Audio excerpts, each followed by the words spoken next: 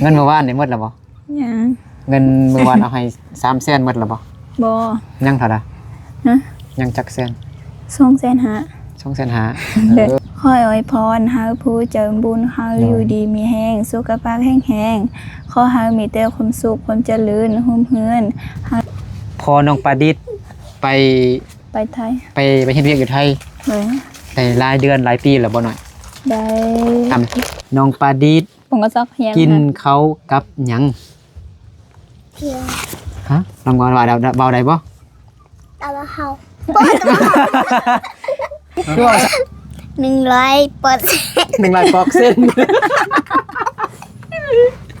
น้องปายงเด้บ่เป็นบ่เด้อไปเด้อตั้งใจเรียนเด้อภาษามงว่าจังได๋ตั้งใจเรียนเจ้าเชียร์กันเด้อจิชะกันเด้อเจ้าเชียร์กันเด้อเด้เจ้าเชียร์กันเด้อเด้อ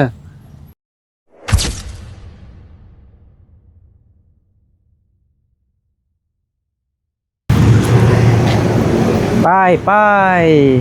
มื้อนี้กะโตคือบ่เห็นแล่นมาหาเฮาพี่น้องเนาะมิดชิลีอยู่เด้บางทีก็อาจจะรับแล้วเนาะอ่ะเอาสบายดีพี่น้องเบิร์ดสู่คนที่เคารพฮักแพงเด้อยินดีต้อนรับเข้าสู่ช่องบ่าวนึกเผาไพลเซียนเก่าเหมือนเคยเนาะตอนนี้บ่าวนึกอยู่บ้านของน้องปายงน้องอัปปงบ้านกิวแคมเมืองเพียงแขวงสยามบุรีบ่าวนึกก็ไปในเมืองมาพี่น้องเนาะไปตัดสินให้อันเศร้าลีพี่น้องเนาะมานำเศร้าลีสบายดีเศร้าลีสบายดีเป็นกล้องไปทางนั้นดูเห็นบ่สบายดีสบายดีมื้อนี้อากาศร้อนแรงพี่น้องเนาะได้4-5-6 มื้อแล้วฝนตกมื้อนี้ฝนจึงหยุดจึงเศร้าเนาะแดดร้อนแรงเนาะเบิ่งมีไฟอยู่เฮือนบ่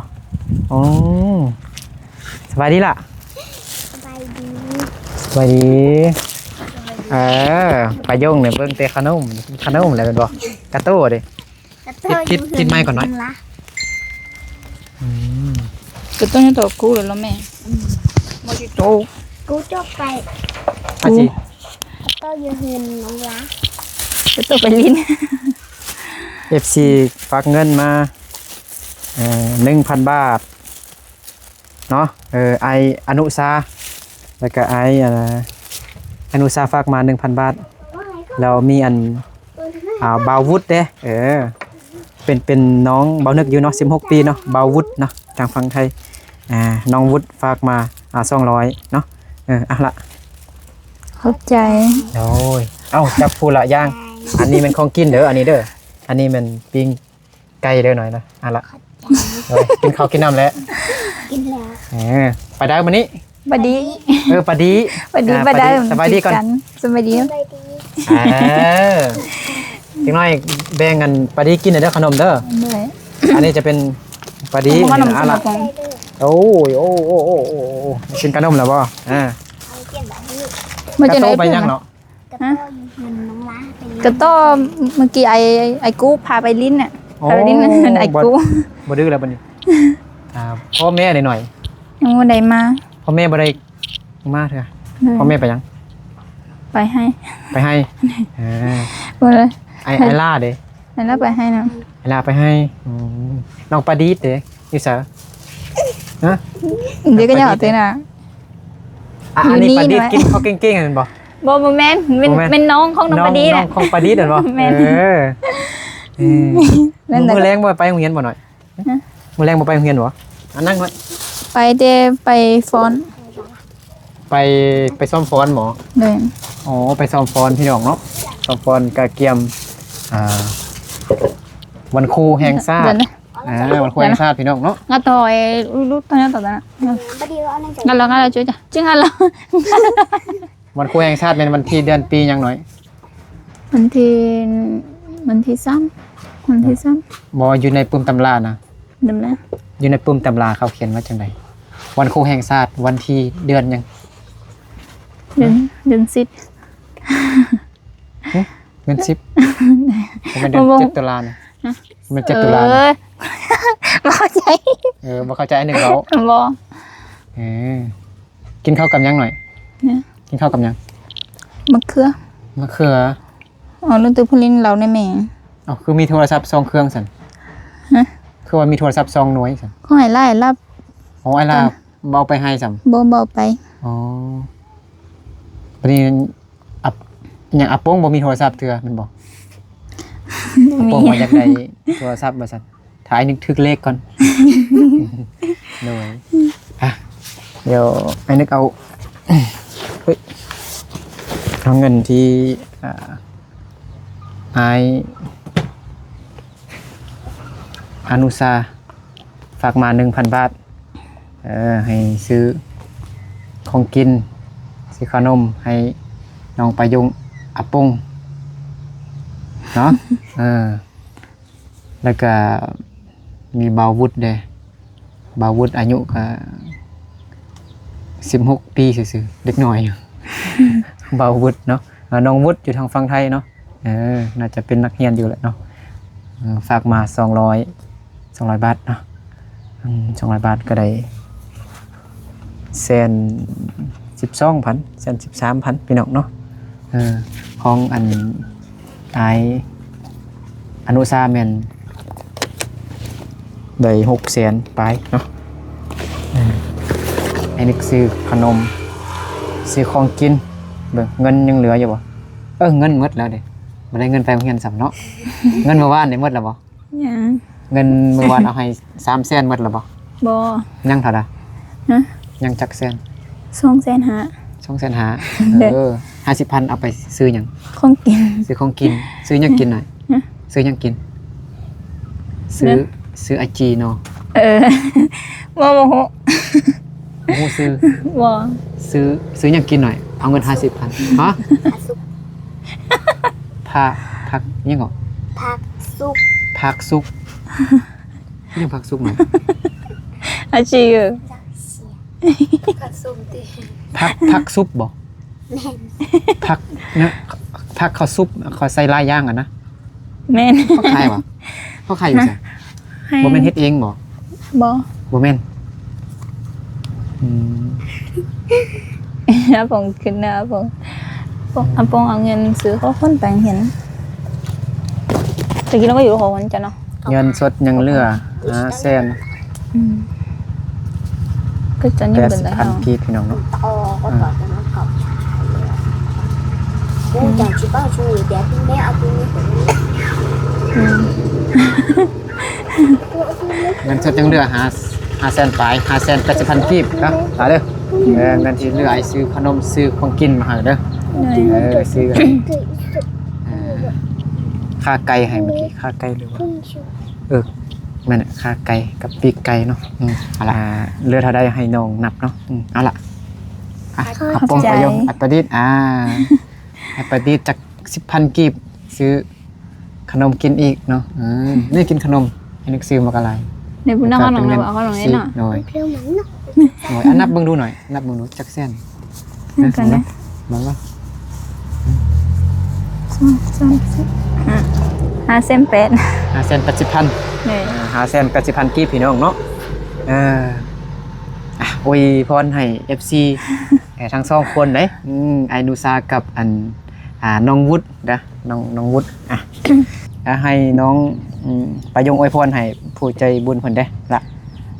ขออวยพรให้ผู้เจิมบุญให้อยู่ดีมีแห้งสุขภาพแห้งขอให้มีแต่ความสุขความเจริญหุ่มเฮือนให้ร่ำให้รวยสาธุ โดยสาธุกับน้องยังเว้าบ่ค่อยคล่องบ่ค่อยได้ปานใดเนาะอวยพรเนาะก็เก่งแล้วเนาะเก่งกว่าน้องใหม่บ่ได้แล้วเด้เอาได้เงินแล้วเอาไปซื้อหยังล่ะบัดนี้ฮะอาป้งประยง เอาไปเข้าโรงเรียน เอาไปเข้าโรงเรียนไม่ยังเอาไปเข้าโรงเรียน เอาไปโรงเรียน เอาไปเฮ็ดหยัง เอาเสื้อขนมแพงเย็น ฮะ ต้องไปโรงเรียน ซื้อขนมไปโรงเรียนเอาบ่ซื้ออย่างอื่นได้นึฮะข้าวกินเด้ของกิน เอาไว้ได้ซื้อของกินนะเขากิน ซื้อข้าวแด้ซื้อของกินแด้ก็แบ่งครึ่งหนึงซื้อเหล้าแด้ซื้อเบียร์แด้เนาะนั่น บ น่ะ อ บ่อาปงมากินเหล้าน่ะ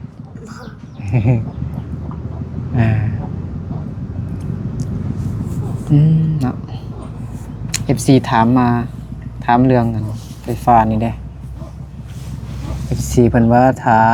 เอาไฟฟ้านี่เอาไฟฟ้าเข้าเฮือนน้องประโยงนี่ก็ย่านมันยุ่งยากกันพี่น้องเนาะเพราะว่าน้องประโยงยังบ่ทันมีดินเด้อดินปัจจุบันนี่ดินเฮือนนี่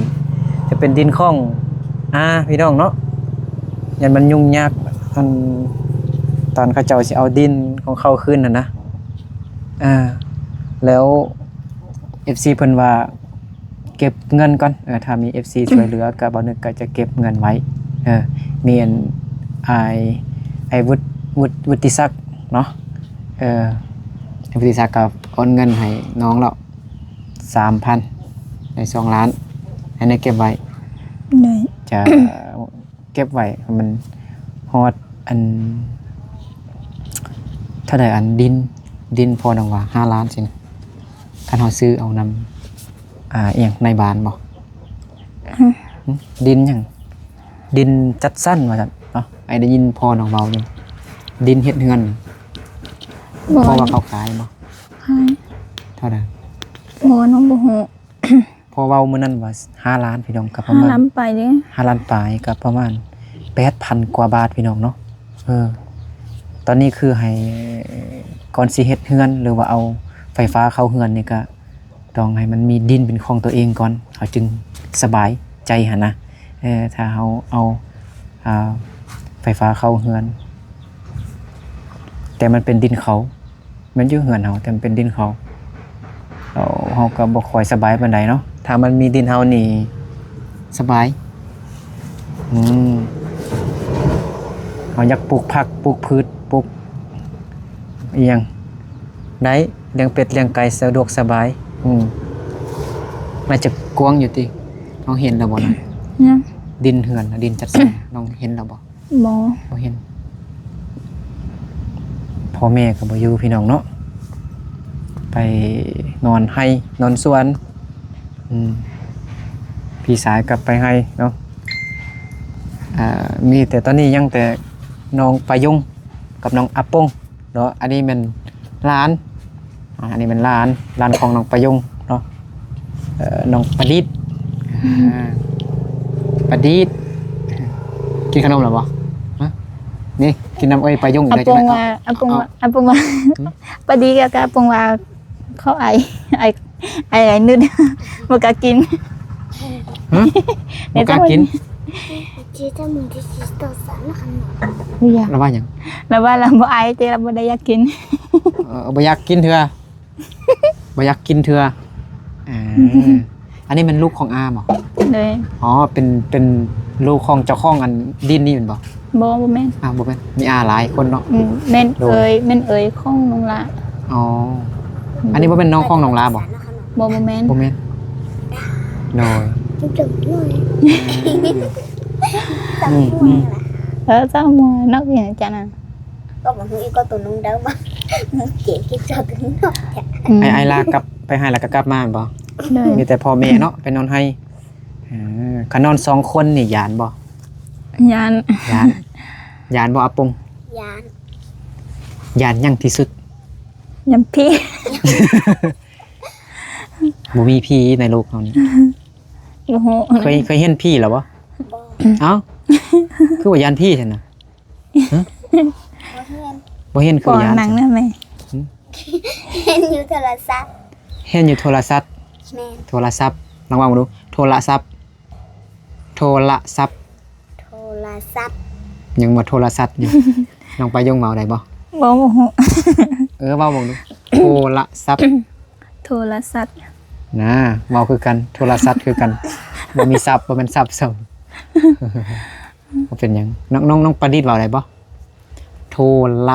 ศัพท์เว้าได้อยู่เด้เดี๋ยวบอกช้าๆเด้อโทรศัพท์สุดท้ายแล้วศัพท์นี่มันบ่อันประดิษฐ์เว้าไวโพดเอาเว้าช้าๆก็มาหมาให้น่ะเว้าให้ช้าๆของเราเว้าช้าๆเว้าดูให้มาหมาอย่าให้มาไม่โทรศัพท์บ่ได้อยู่ศัพท์นี่นะแต่ยังมาทู่ละศัพท์เก่งแล้วประดิษฐ์อยู่ ปอหยังเรา เป็นอย่างของอาจีนะ ปอหนึ่งปอหนึ่งคือจังได๋มา เป็นหนึ่ง สัญญาเหรอสัญญาเด้อ่ะสัญญาเฮ็ดจังซี่อ่ะเอามือมาดู ก็นั่นน่ะโอ้นั่นน่ะ ว่าจังได๋ภาษาบ่สัญญาว่าจังได๋ ใครเตะดิ เอาก็เอามือไอ้นึกดูได้บ่ ก็นะอย่าก็นั่นน่ะดิอย่าก็นั่นน่ะ ยามพี่น้องอ่ะสัญญาเด้อสัญญาเฮ็ดหยังสัญญาตั้งใจเรียนเด้อสัญญาตั้งใจเรียนเด้ออะไรทีหนึงเด้อน้องเฮือนน้องประดิษฐ์เด้เป็นจังไดเขาพอมีอยู่มีกินอยู่บ่ มี ประดิษฐ์นะ แต่พอน้องประดีไปไทยแม่น้องประดีก็อยู่เงินอยู่ปกติ คือน้องประยงฮันเนี่ย เป็นน้องประยงอีหยังคือน้องประยง เขาคนละน้องประดีนะ ก็คือน้องประยงคือกัน เป็นอะไรคือเฮือนนี่นะ เลยแต่เขาบ่แม่นวันนี้เขาเห็นสันกะสี อ๋อมีเฮือนสังกะสี เนี่ย แต่ว่าขนาดเฮือนนี่ซ้ำเฮือนน้องประยงนี้แม่นบ่ แม่น อ๋อ เขาอยู่หัน แล้ว น้ำเอ้ย เป็นฟ้าบัดนี้เด้เอาไม้แบบนี้บ่หรือจังได ประดีงอนนี่จะchỉ thằng dốiอยากไปมาเหรอคือกันเนี่ย อ๋อมีแต่มุงสังกะสี เนี่ย อ๋อเฮือนขนาดเฮือนเนาะทรงเฮือนนั่นเป็นคือเฮือนน้องประยงนี่เนาะ เนี่ย แต่เขามุงสังกะสีแม่นบ่ ขนาด เนี่ย ไม่ได้ พอน้องประดิษฐ์ไป ไปไทย ไปเฮ็ดเวียกอยู่ไทย เนี่ย ได้หลายเดือนหลายปีแล้วบ่หน่อย ได้2-3 เดือนนะ 2-3 เดือนอ๋อไปเฮ็ดอยู่จังหวัดหยังฮู้บ่ บ่ อ๋อ เข้าไปตอนน้องประยงบ่ได้มาแล้ว อ๋อฮะ เข้าไป เอาไปอ๋อตอนน้องประยงบ่ได้มาลงบางวัน พอน้องประดิษฐ์ไปเฮ็ดเวียกอยู่ทางฝั่งไทยเนาะตอนที่น้องประยงยังบ่ทันได้กลับมาจากหลวงพระบางเนาะตอนพักแรงเนาะน้องประยงไปเฮ็ดเวียกเป็นแม่บ้านเนาะอยู่นครหลวงพระบางพี่น้องเนาะนครหลวงพระบางก็ไม่เป็นไรหรอกเอาขนมไข่ให้น้องประดิษฐ์เด้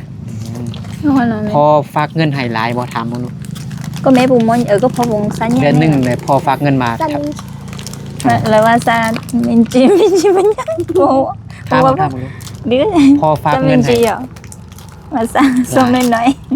ส่งน้อยๆประมาณจักแสนหูอยู่บ่แม่ได้เว้าสิ ๆ ฟั ซาง จะเซ็นนี่นะโบ โอ้โห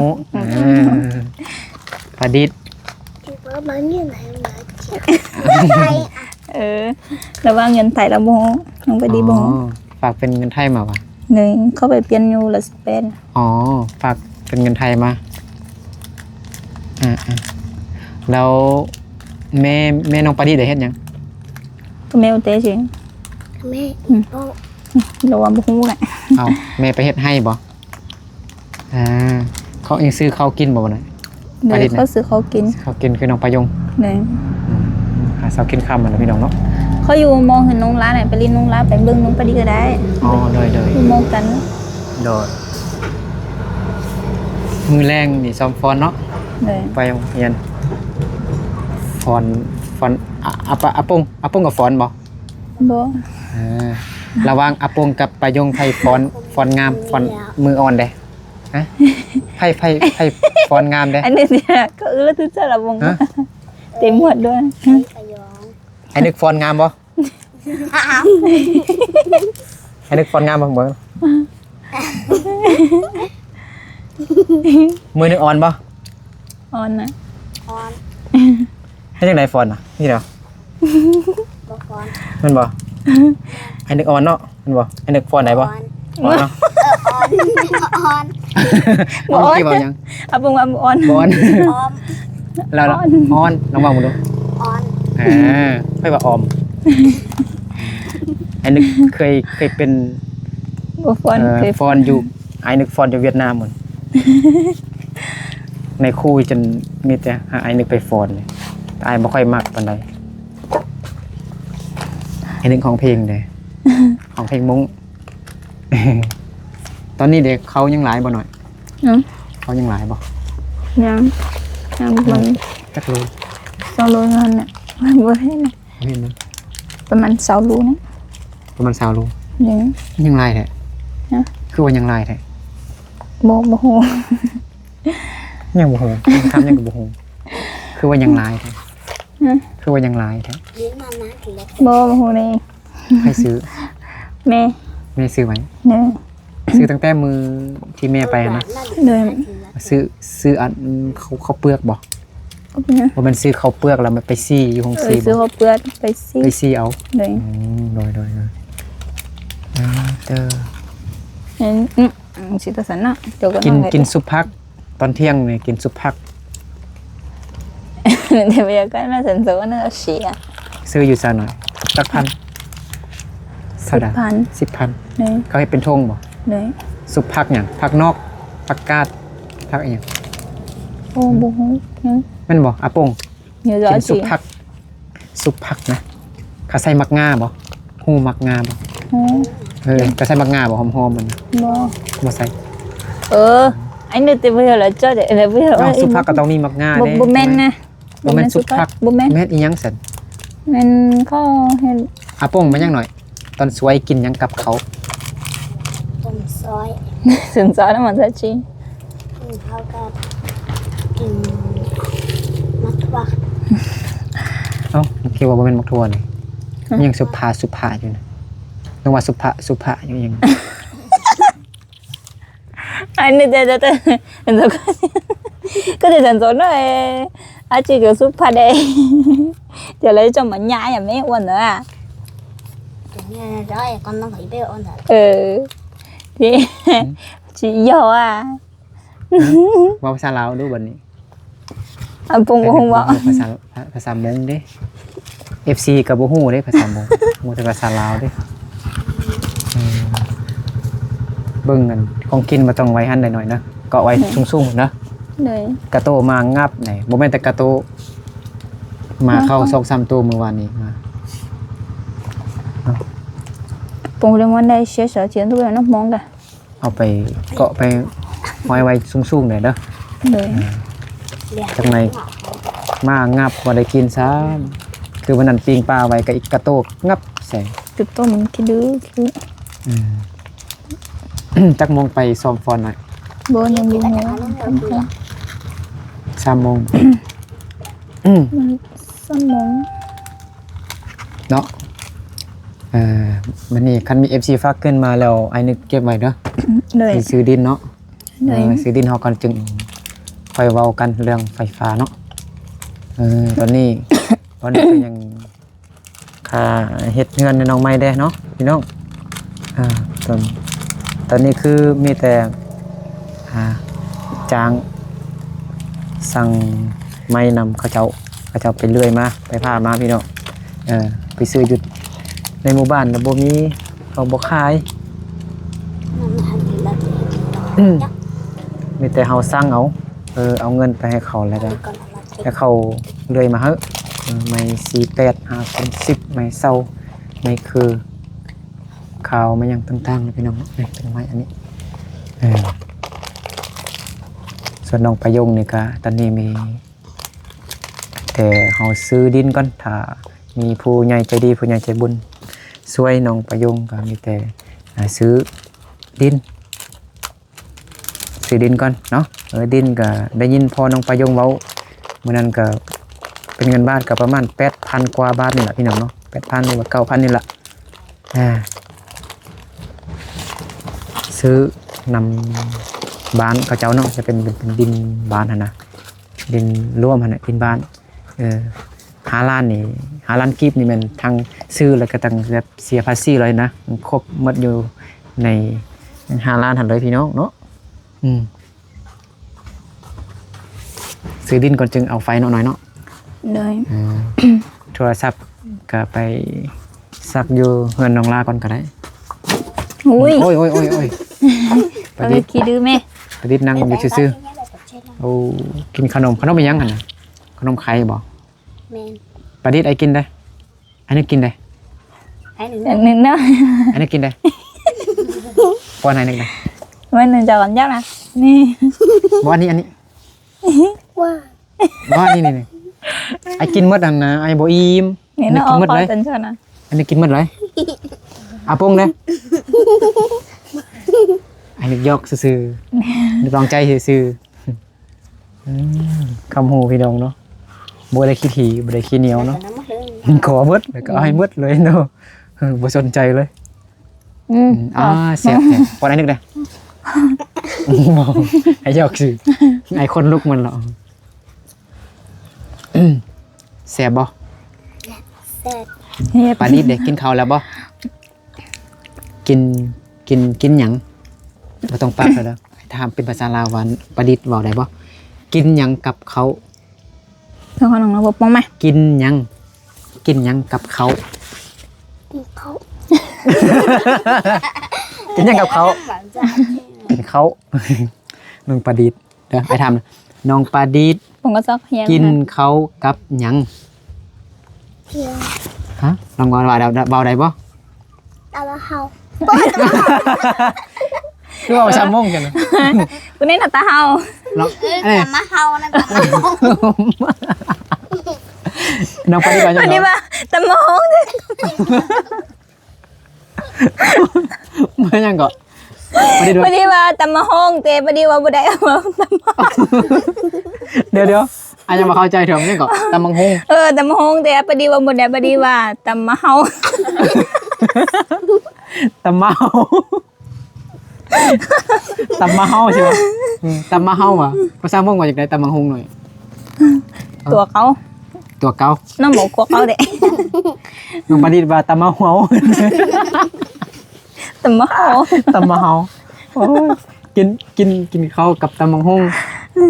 กินข้าวกับส้มตำพี่น้องเนาะโอ้ยเนาะ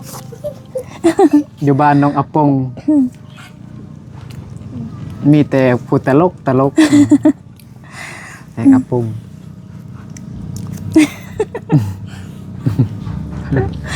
ว่า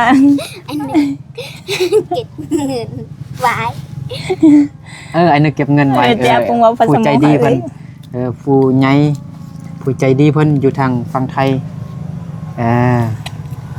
ฝากเงินมา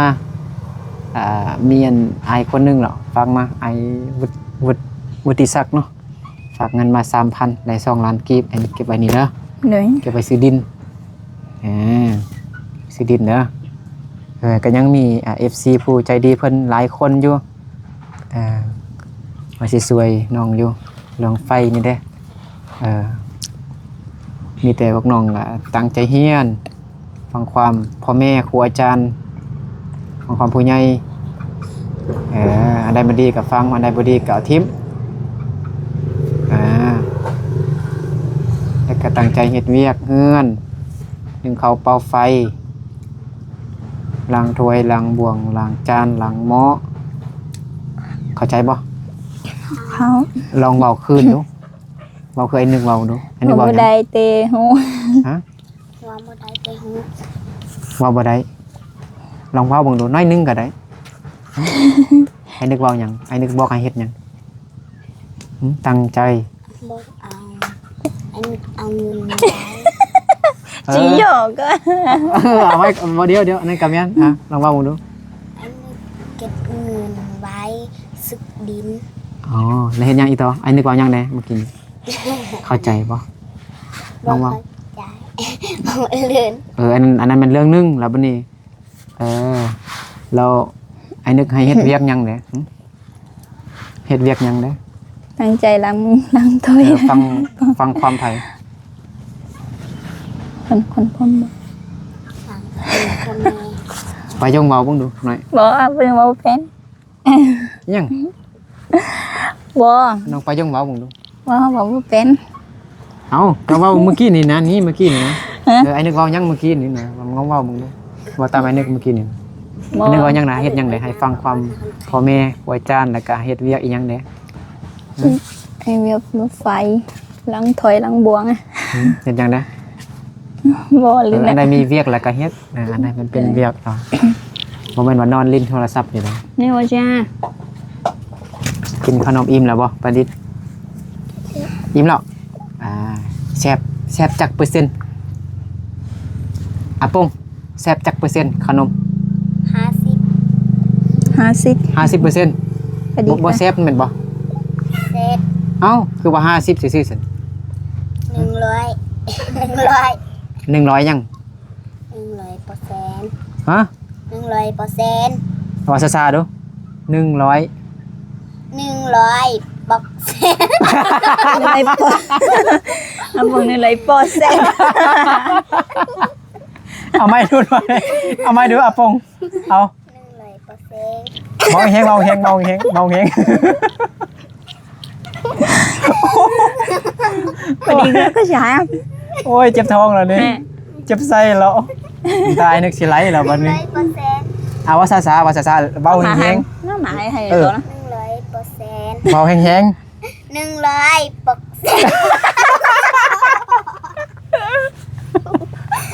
วันนี้ก็ใช่พอดีใช่ ๆน้องประดิษฐ์ว่าอะไรบ่บ่ได้ว่าอีกเดี๋ยวหน่อยเบา เบาแฮงๆเด้อเดี๋ยวเบาแฮงเบาซาๆเบาแฮง 100% ๆยังบ่แฮงเด้อให้แฮงอีก ให้จันจันluôn ให้ลองมองดู 100% 100%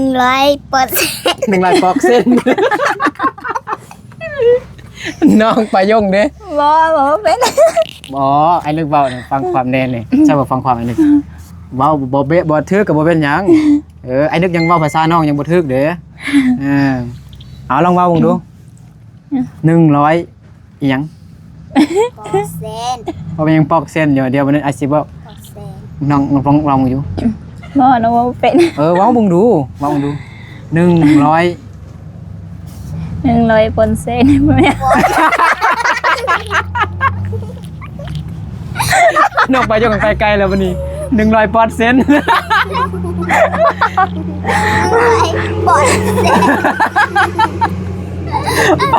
เอาปอง เอาไปยังอ่ะ เอายังมายัง เพราะแต่นั่งน้องไปยังเอ้ย ไม่ยังก่อนเลย Ủa chạy cái chú ngủ เนี่ยก็ให้ก็กล้า Apong mau tâm ơi pa yung เป็นนับเอ้ยเนาะสอนน้องพอดีเนาะสอนน้องปะปงมาทึกเนาะบอกอีกดูหน่อยบอกเมื่อกี้ทึกแล้วเด้ว่ามึงดู100ยังว่าซะ Bố เอาแยงเอาว่ามึงดูไอ้สิบอกไอ้นึกสิบอกคันมาทึกน่ะเอาว่าแยงไอ้นึกสิบอก 100% บอกเติมหน่อยนึงไอ้ยังบ่มันฟังบ่แจ้งล่ะว่าแยงว่าแยง 100% 100%นะ Bố cứ nói Bông ฟังไอ้นึกบอกเด้อ Đấy 100เดี๋ยวให้รถไปก่อนเนาะเสียงรถพี่น้องบ่ได้ยินเสียง100%เ Bông có chạy 100% 100%เปอร์เซ็นต์ เปอร์เซ็นต์ percent 100% ถ้าจะว่าปอกเซนปอเซนปอนเซนนี่บ่ถือ100%ลองดู 100% เอา100%น่ะน้องประโยคเนาะโอ้ยอันนี้เจ็บใจหมดแล้วหัวอยู่นะอับปงประโยคนี่อันนึกกลับก่อนเนาะหน่อยเนาะเงินที่ FC ฝากไว้ให้นึกหาซื้อดินก่อนจึงเอาไฟฟ้าเด้อถ้ามี FC ช่วยก็ได้เนาะถ้าบ่มี FC ช่วยก็ถ้าไอ้นึกถึกเลขก่อนไอ้นึกจึงช่วย ไอ้นึกก็ได้เงินก็ซื้อน้ำมันรถไปกายแฮง60กว่าลักพุ่นไอ้นึกไปมากก็102กิโลเมตรบ่แม่น120เนาะอันบ่62 12อันบ่100เท่านั้นก็6บวก6เป็นเท่าใด 12 60 120กิโลเมตรอันนึกไปกลับอันนึกเดินทางไปไกลซื้อน้ำมันรถเนี่ยอันนึกบ่มีเงินอันนึกมีแต่มีเงินซื้อแต่น้ำมันรถไปเลาะไปยามเอ้ยไม่อยู่ห้วยสะแงมพุ่นนะเข้าใจบ่อันนี้เก็บเงินไว้สิซื้อดินเด้อFC ฝากไว้อันนี้ก็เก็บไว้แล้วก็เอาให้พวกน้องเด้วันใดที่บ่มีเงินไปโรงเรียนก็จึงเอา หรือว่าบ่มีเงินซื้อข้าว